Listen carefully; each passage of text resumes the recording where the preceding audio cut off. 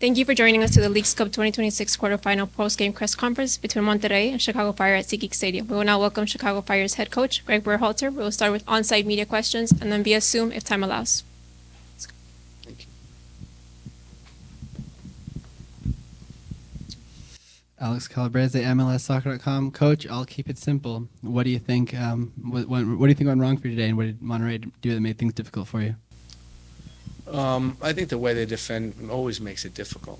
But having said that, I think we're going to look back on this game and regret our performance. I think we had too many guys on the field with subpar performances. And, you can't beat a team like Monterrey when you do that.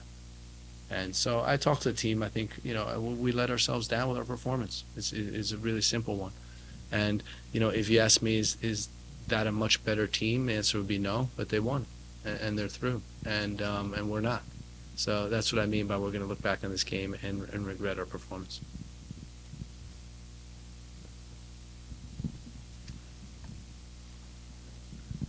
Tim Mossy, Red 97. This is another game where it looked like Lewandowski was involved more in build-up, but he didn't get any touches in the box. Is the team, still struggling to find ways to create with Lewandowski in the lineup? I think it's a if you look at their center backs, they're following him all over the field, and he was opening space for other players. And sometimes when you play with pressure like that, where it goes man to man very quickly as you get towards midfield, it's hard to advance the ball into good positions. It's hard to bring the ball into their final third with calm, and so things have to happen very quickly. You need every pass to be accurate. And we missed that today. So.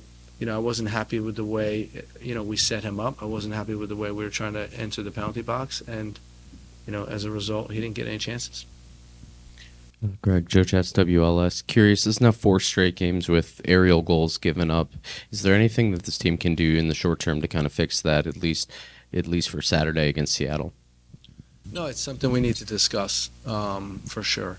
And, I think that when you look at the size of our group, we're too big to be giving up goals like we are, and very, very disappointed with the performance on that side of the game. And I think when you look at Portland game, we gave up a goal last game on a cross, this game on a set piece. So we need to get better.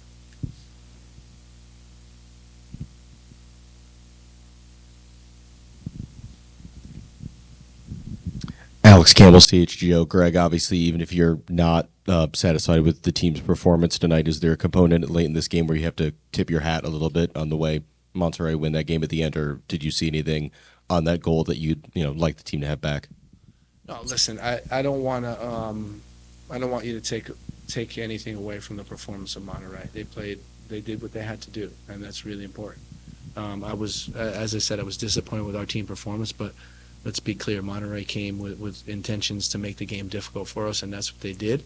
And they scored one more goal than us. So they deservedly are going to the next round.